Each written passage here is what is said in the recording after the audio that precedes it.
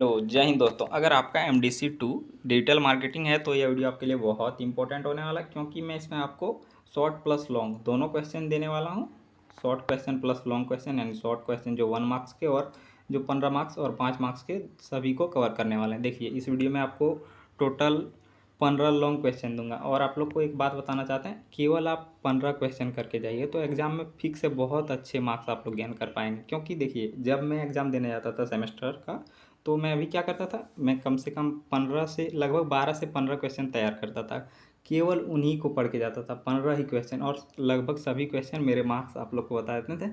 जब मैं सेमेस्टर 3 का एग्ज़ाम दिया था, सेमेस्टर 2 का, सेमेस्टर 1 में थोड़ा मार्क्स कम था, 345 था।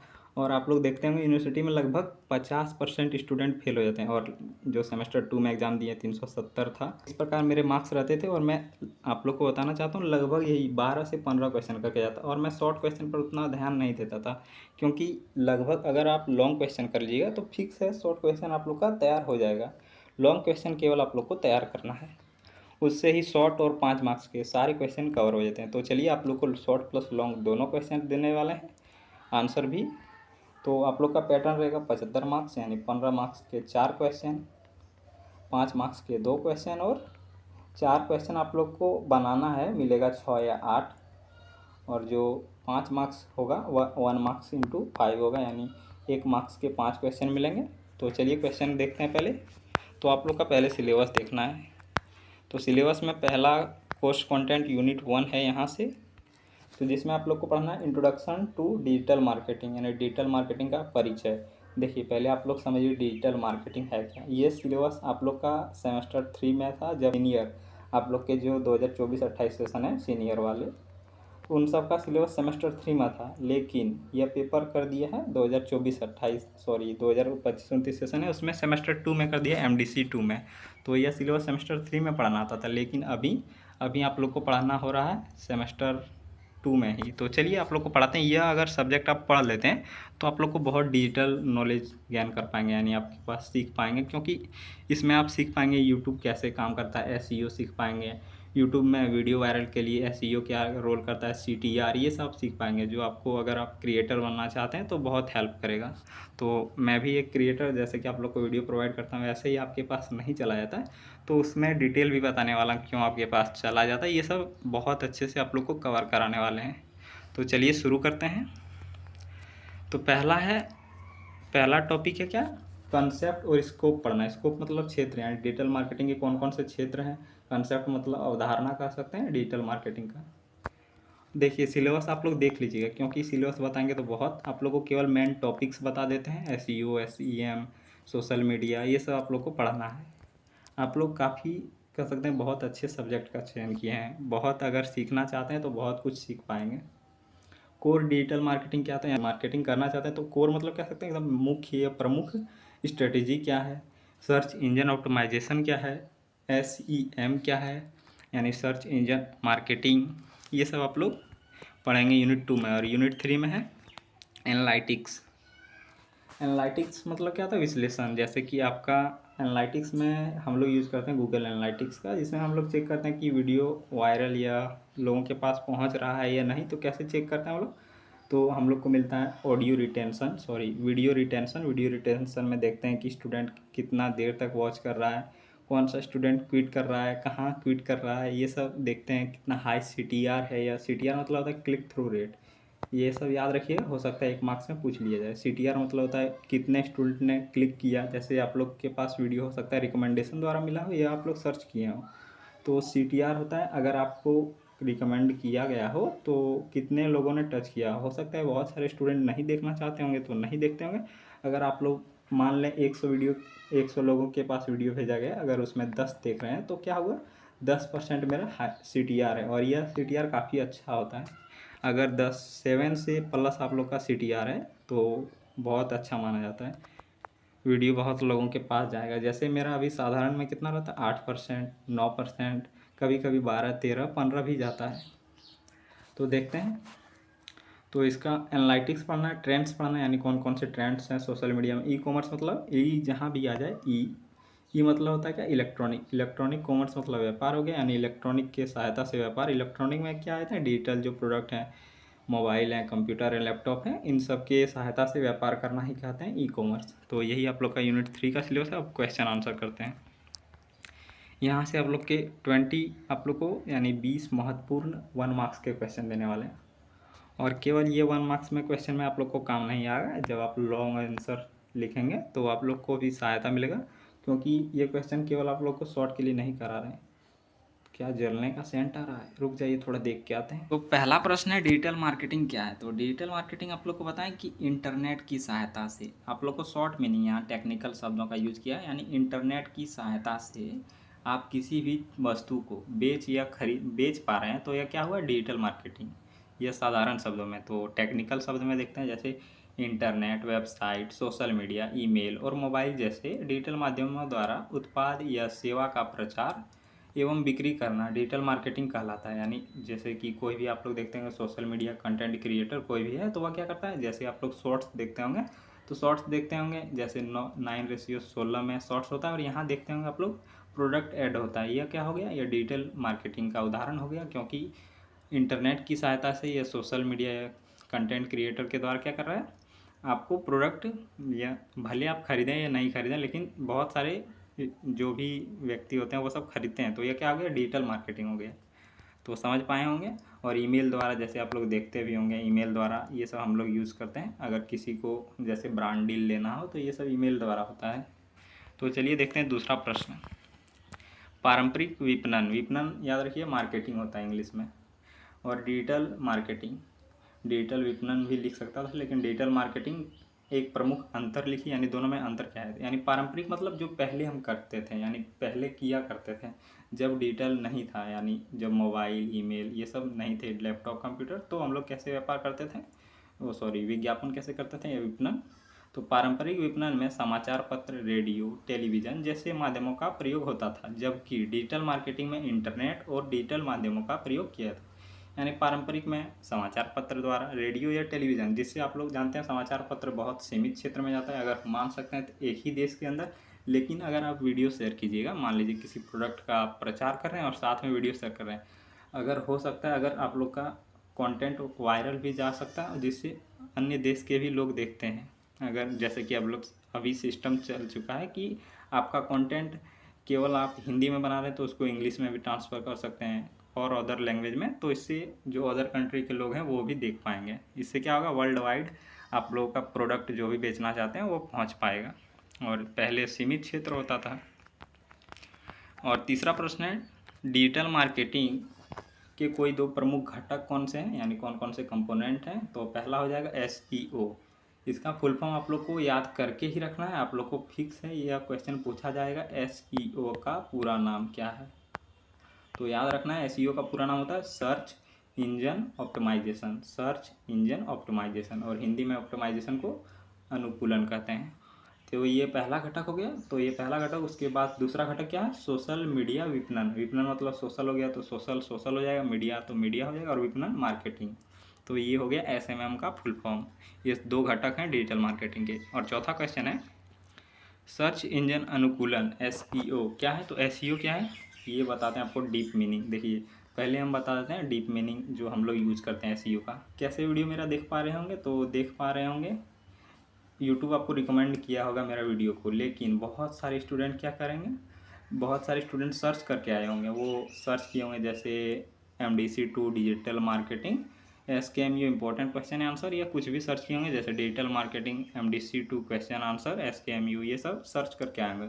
तो वह सर्च जो किए हैं कीवर्ड या जो टेक्स्ट सर्च किए हैं SKMU सेमेस्टर 2 जो भी डिजिटल मार्केटिंग जो भी लिखे हैं आप उसको क्या कहेंगे? तो उसको कहेंगे टेक्स्ट कहेंगे, या कीवर्ड कहा जाता है जो हम लोग यूज करते हैं। और जो यूज करते हैं उसी को क्या कहते हैं? जो यूज हम लोग एक साथ में बहुत सारे कीवर्ड, लगभग 500 कीवर्ड का यूज करते हैं। 500 कीवर्ड नहीं रहता, 500 कैरेक्टर रहता है, जिनमें कैरेक्टर में ए मान सकते हैं, एक कैरेक्टर में ए शामिल हो गया, ABC, ये सब क्या है? एक कैरेक्टर है। तो इस प्रकार 500 कैरेक्टर दिए जाते हैं, वो सब हम लोग अपने SEO में सेट करके रखते हैं, उसको कहते हैं सर्च इंजन ऑप्टिमाइजेशन, उसमें सेट करके रखते हैं। अगर आप वही चीज़ सर्च कर दिए जो हम SEO में लिखे हैं, या थोड़ा डिफरेंट भी सर्च करेंगे, तो आपको मेरा वीडियो मिल जाएगा। तो वो क्या हो गया? तो वो हो गया SEO। तो चलिए इसका आंसर देखते हैं टेक्निकल शब्दों में। वेबसाइट को सर्च इंजन में बेहतर स्थान दिलाने के लिए उसे अनुकूलित करने की प्रक्रिया को सर्च इंजन अनुकूलन कहते हैं। तो वेबसाइट को सर्च इंजन में बेहतर, यानी जैसे आप मेरा ही वीडियो में क्यों सर्च किए, तो हो सकता है मेरा वीडियो आपको फर्स्ट में मिला होगा, तो इसलिए आप मेरे वीडियो पर क्लिक किए हैं। तो ये हो गया क्या, प्रक्रिया हो गया, यानी एसईओ हो गया। सर्च इंजन अनुकूलन के 3 प्रमुख प्रकार कौन कौन से हैं? तो पहला हो जाएगा ऑन पेज एसईओ, और दूसरा हो जाएगा ऑफ पेज एसईओ, और तीसरा हो जाएगा तकनीकी एसईओ। अगर आप चाहते हैं तो इंग्लिश में भी लिखिएगा, क्वेश्चन इंग्लिश और हिंदी दोनों में आएगा। इसके 3 प्रमुख प्रकार हैं, याद रखना है आप लोग को, on page SEO, of page SEO और तकनीकी एसईओ। टेक्निकल एसईओ, ऑन और ऑफ, ये सब आप लोग याद रख सकते हैं। 6वां क्वेश्चन है सर्च इंजन विपणन, SEM क्या है? तो सर्च इंजन विपणन सर्च इंजन पर भुगतान किए गए विज्ञापनों के माध्यम से किसी उत्पाद, सेवा या वेबसाइट का प्रचार करना सर्च इंजन विपणन कहलाता है। यानी किसी भी वस्तु का आपको अगर प्रचार करना है वेबसाइट या सोशल मीडिया या किसी भी माध्यम द्वारा, तो वह क्या कहलाएगा? तो सर्च इंजन विपणन कहलाएगा। 7वां प्रश्न है प्रति क्लिक भुगतान। ये क्वेश्चन आप लोग के एग्जाम में पूछा गया था पहले, ये पेपर आप लोग सेमेस्टर 3 में देखिए, तो ये ऑब्जेक्टिव हुआ था, लेकिन आप लोग का सब्जेक्टिव हो रहा है, तो इस सब जब ऑब्जेक्टिव हुआ था तो ये क्वेश्चन पूछा गया था। तो PPC का फुल फॉर्म क्या होता है? पे पर क्लिक, यानी प्रत्येक क्लिक के लिए आपको भुगतान करना होगा, पे पर क्लिक। तो प्रति क्लिक भुगतान एक ऐसी विज्ञापन पद्धति है जिसमें विज्ञापन पर क्लिक होने पर विज्ञापन दाता मतलब कह सकते हैं जो किसी प्रोडक्ट को तैयार या बना रहा है, उसे क्या कहेंगे? विज्ञापन दाता। सोशल मीडिया विपणन क्या है? तो सोशल मीडिया विपणन क्या हो जाएगा? तो सोशल मीडिया प्लेटफॉर्म जैसे फेसबुक, इंस्टाग्राम, लिंक्डइन और यूट्यूब माध्यम से उत्पाद, सेवा या ब्रांड का प्रचार करना सोशल मीडिया विपणन कहलाता है। ये तो आप लोग इजीली याद कर पाइएगा। और साथ में एक चीज़ बता दें आप लोग को, मेरा लगभग 1900 प्लस सब्सक्राइबर होने वाला है और मेरा जल्द ही 2000 सब्सक्राइबर हो जाएगा। तो आप लोगों को एक बहुत अच्छा गिफ्ट देने वाले हैं। दिखा दें आप लोग को एक बढ़िया गिफ्ट, तो दिखा देते हैं। पहले ये मिलेगा आप लोगों को गिफ्ट, क्या? स्केच। मैं एक स्केच भी बनाता हूँ, आप लोग को नहीं पता होगा क्योंकि मैंने बताया ही नहीं है, सिंपल है। देखिए मैं स्केच भी बनाता हूँ और स्केच बहुत दिनों से बना रहा था, 2-3 महीने से सीख रहा था, और साथ में मैं इंस्टाग्राम भी शुरू करने वाला हूँ। अब धीरे धीरे स्केच बना पा रहा हूँ। तो मैंने यह स्केच बनाया और मेरा लगभग 2 सब्सक्राइबर हो जाएगा। तो उसके बाद मैं किसी एक रैंडम सब्सक्राइबर का, मैं अपने सब्सक्राइबर को देख सकता हूँ कौन कौन मुझे सब्सक्राइब किए हैं, वो मैं देख पाता हूँ YT स्टूडियो द्वारा। तो आप लोग हमारे चैनल को सब्सक्राइब कर लीजिएगा। ये मैं पहली बार बता रहा हूँ क्योंकि आपके लिए एक ऑफ़र है, क्योंकि मेरा जैसे ही 2000 सब्सक्राइबर कंप्लीट होगा मैं एक स्केच बनाकर आप लोग को देने वाला हूँ। थोड़ा लग सकता है अगर आप रियलिटी में देखेंगे, जैसे आप लोग को कैमरा ऑन करके दिखा दें ये स्केच, नहीं, थोड़ा मेरा पर्सनल जानकारी लीक हो जाएगा। ये मेरा भाई का स्केच है। तो कैसा है, मैंने थोड़ा ब्लर कर दिया ताकि आप लोग नहीं पहचान पा रहे होंगे, पहचान भी पा रहे होंगे तो कोई दिक्कत है नहीं देखे होंगे इस पर्सन को, क्योंकि यह अभी रांची में रहता है। तो चलिए शुरू करते हैं क्वेश्चन आंसर। तो ये आप लोग मेरा जब 2000 सब्सक्राइबर हो जाएगा तो किसी एक रैंडम सब्सक्राइबर का मैं स्केच बनाकर, हो सकता है अगर मैं उसको भी दे दूं, वह मेरा भी फेस देख सकता है अगर वह देवघर से है। मैं ट्राई करूँगा कि देवघर, दुमका या जामताड़ा का बनाऊँ, क्योंकि मेरा घर देवघर है। हो सकता है अगर वह लेना चाहे स्केच को तो वह मैं उसे दे भी पाऊँ। तो अगर आप देवघर, दुमका या जामताड़ा से हैं तो आप लोग चैनल को सब्सक्राइब कर लीजिए, क्योंकि साहेबगंज और पाकुड़ जो हैं वो हमारे क्षेत्र से, यानी देवघर क्षेत्र से बहुत दूर है। अगर होगा तो संभव तो वहाँ भी डिलीवर कर देंगे।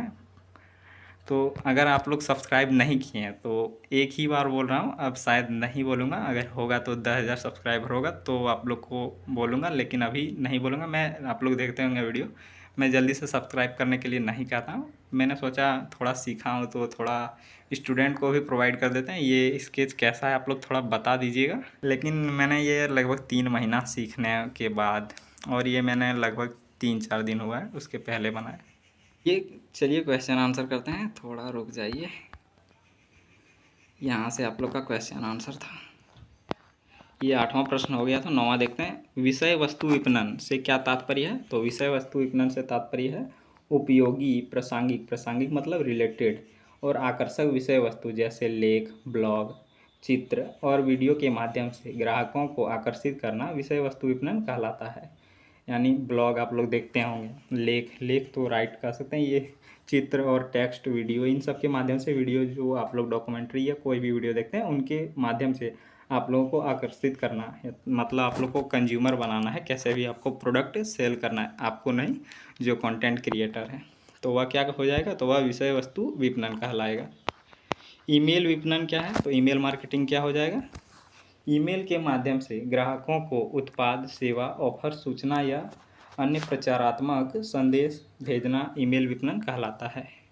तो ईमेल विपणन, जैसे ईमेल विपणन आप लोग ईमेल विपणन बहुत कम करते होंगे, क्योंकि यह यूज़ बहुत कोल्ड ईमेल आप लोग सुने होंगे। इनमें क्या किया जाता है कि आप किसी को भी अगर प्रोडक्ट बेचना चाहते हैं तो उसको ईमेल करते हैं। ईमेल आप लोग जानते होंगे, ईमेल करके उस व्यक्ति को कन्विंस करना होता है कि आपको यह प्रोडक्ट लेना चाहिए, तो उन्हीं के द्वारा यह कम से कम, यह बहुत कम प्रचलित होता है।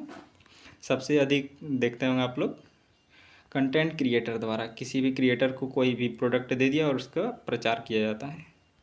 आगे बढ़ते हैं, मोबाइल विपणन क्या है, तो मोबाइल विपणन हो जाएगा, मोबाइल विपणन हो जाएगा मोबाइल फ़ोन और मोबाइल अनुप्रयोग मतलब प्रयोग से के माध्यम से ग्राहकों तक प्रचारात्मक संदेश या सेवाएं पहुंचाना मोबाइल विपणन कहलाता है।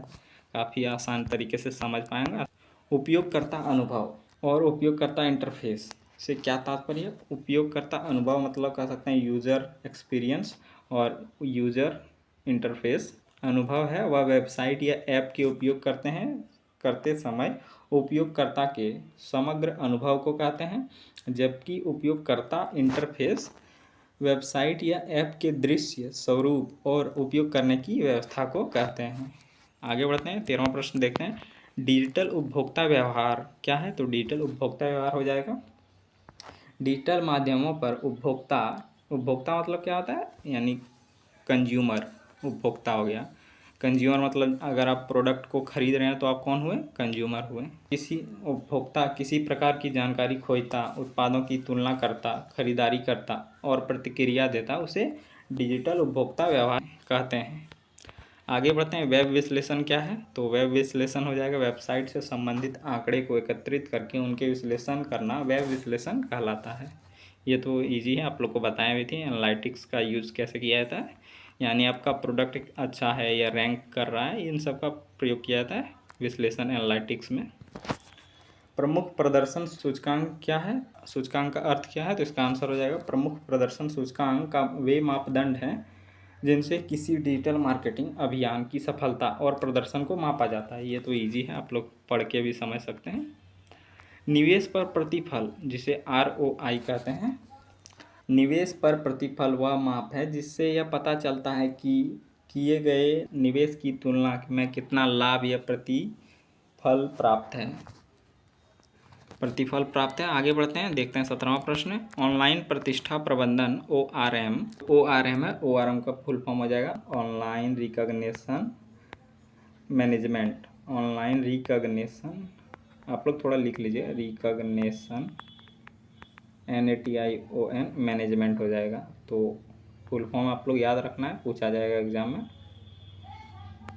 आगे बढ़ते हैं, ये क्वेश्चन आंसर कराएं नहीं, इंटरनेट पर किसी व्यक्ति, ब्रांड या व्यवसाय की छवि और प्रतिष्ठा की निगरानी तथा प्रबंधन करने की प्रक्रिया को ऑनलाइन प्रतिष्ठा प्रबंधन कहते हैं। तो इंटरनेट पर किसी भी व्यक्ति या ब्रांड की व्यवसाय या छवि और प्रतिष्ठा की निगरानी तथा प्रबंधन करने की प्रक्रिया को ऑनलाइन प्रतिष्ठा प्रबंधन कहते हैं।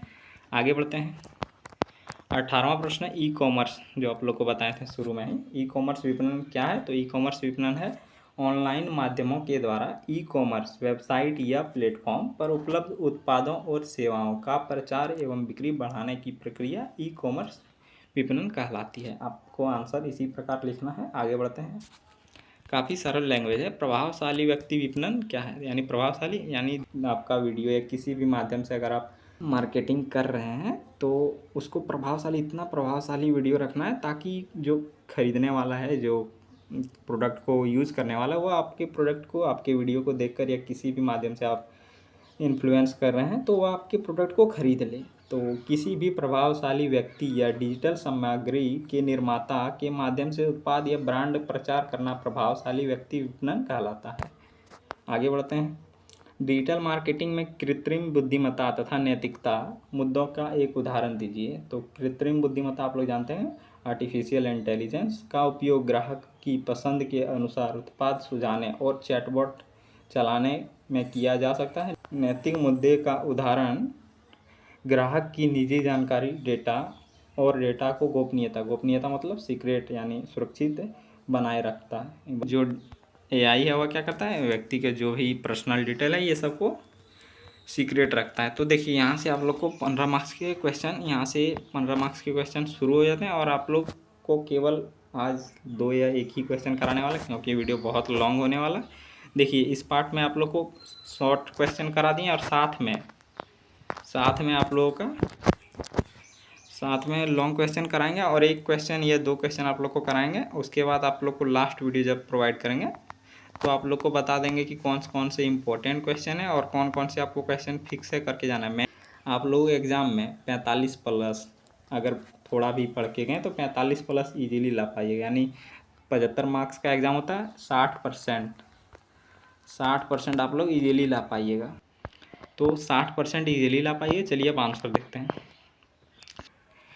डिजिटल मार्केटिंग की परिभाषा, प्रकृति, क्षेत्र एवं महत्व का विस्तार व्याख्या कीजिए। पारंपरिक विपणन और डिजिटल मार्केटिंग के बीच अंतर भी स्पष्ट कीजिए। तो आप लोग को बोलें कि केवल लॉन्ग क्वेश्चन आंसर कर लीजिए और शॉर्ट क्वेश्चन में आप लोग को केवल फुल फॉर्म या जो छोटे छोटे क्वेश्चन हैं उनको करना है। जैसे कि ये सब क्वेश्चन शॉर्ट में भी कराएं लेकिन लॉन्ग में भी आप लोग को काम आएगा। डिजिटल मार्केटिंग आधुनिक विपणन की ऐसी प्रक्रिया है जिसमें इंटरनेट और डिजिटल तकनीकों के माध्यम से किसी उत्पाद, सेवा या ब्रांड का प्रचार, प्रसार और बिक्री की जाती है। ये बताएं आप लोग को डिजिटल मार्केटिंग है। आज के समय में इंटरनेट, स्मार्टफोन, सोशल मीडिया के बढ़ते उपयोग के कारण डिजिटल मार्केटिंग व्यवसाय एक महत्वपूर्ण हिस्सा बन चुकी है। डिजिटल मार्केटिंग की प्रकृति क्या है? तो प्रकृति हो जाएगा, डिजिटल मार्केटिंग माध्यम जो है आधारित है, इसमें internet, website, social media, email और मोबाइल जैसे माध्यमों का प्रयोग किया जाता है। इसका आधार है, कह सकते हैं डिजिटल मार्केटिंग का। लक्षित विपणन मतलब कह सकते हैं टारगेट मार्केटिंग। जैसे स्टूडेंट को कॉपी, कलम, बुक्स, बैच ये सब चाहिए तो वो टारगेट मार्केटिंग। इसमें विशेष आयु, क्षेत्र, रुचि और व्यवहार वाले ग्राहकों को लक्ष्य बनाया जाता है। दूसरा खत्म हो गया, तीसरा है मापनीय। अभियान के परिणामों को आंकड़े के माध्यम से मापा जाता है। यानी किसी भी प्रोडक्ट को सेल किया उसके बाद उसके जो परिणाम आए उनके माध्यम से मापा जाता है, उसे मापनीय कहेंगे। संवादात्मक में ग्राहक की प्रतिक्रिया, टिप्पणी, समीक्षा आदि के माध्यम से सीधे जुड़ सकते हैं।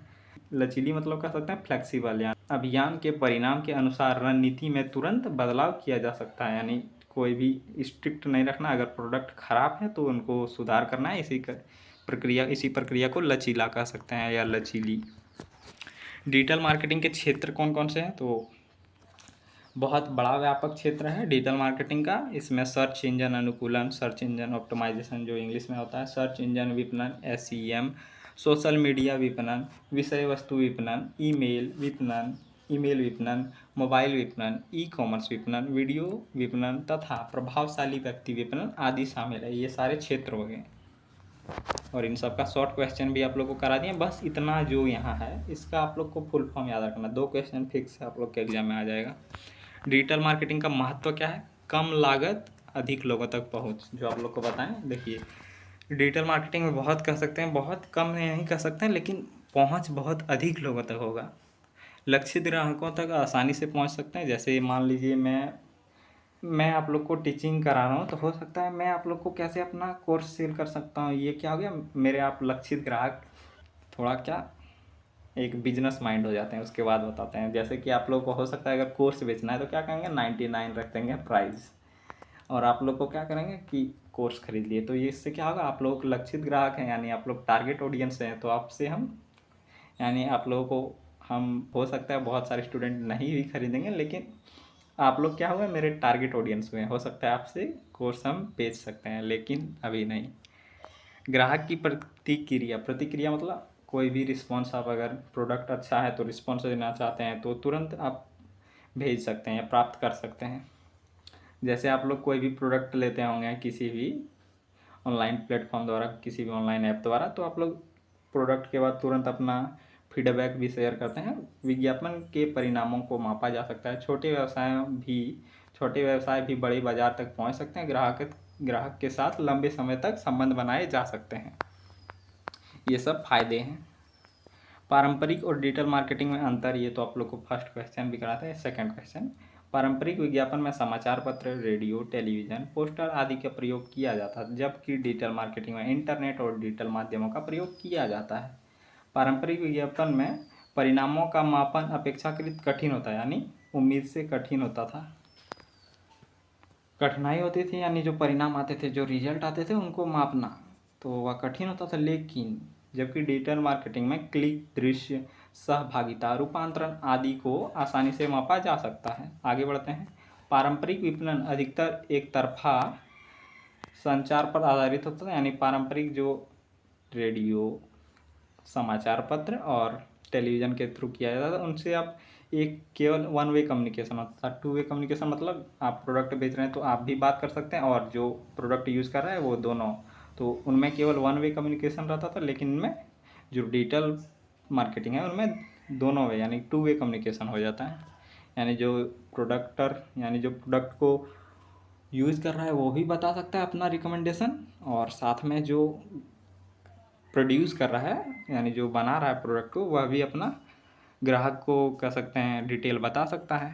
जबकि डिजिटल मार्केटिंग ग्राहक के साथ दो तरफा संवाद संभव है। संवाद मतलब कह सकते हैं बातचीत। निष्कर्ष, इस प्रकार डिजिटल मार्केटिंग आधुनिक व्यापार के लिए अत्यंत महत्वपूर्ण विपणन माध्यम है, जो कम समय और उचित लागत में लक्षित ग्राहकों तक पहुंचने और विपणन परिणामों को मापने की सुविधा प्रदान करता है। तो इसका आंसर इसी प्रकार आप लोग काफ़ी सेंटेंस पहले भी पढ़ेंगे, तो यही इसीलिए हम बोलते हैं कि आप लोग को क्या करना है, पहले आप लोग को लॉन्ग क्वेश्चन पर फोकस करना है, क्योंकि आप लोग का जो एग्ज़ाम होगा उनमें 60 मार्क्स का केवल लॉन्ग क्वेश्चन रहेगा, 15 मार्क्स का शॉर्ट क्वेश्चन, जिसमें 5 मार्क्स के 2 क्वेश्चन आएंगे, और एक मार्क्स के जो 5 क्वेश्चन होते हैं वो 5 मार्क्स, और 70 मार्क्स आप लोग को लॉन्ग क्वेश्चन से मिलेंगे। तो आप लोग को फोकस कहाँ करना है, तो लॉन्ग क्वेश्चन पर। लॉन्ग क्वेश्चन से सारे क्वेश्चन आप लोग के कवर हो जाएंगे। तो देखिए यहीं तक आप लोग को कराते हैं, मिलते हैं अगले वीडियो में, आप लोग को यहाँ से नेक्स्ट वीडियो में कवर कराएंगे। तो जय हिंद।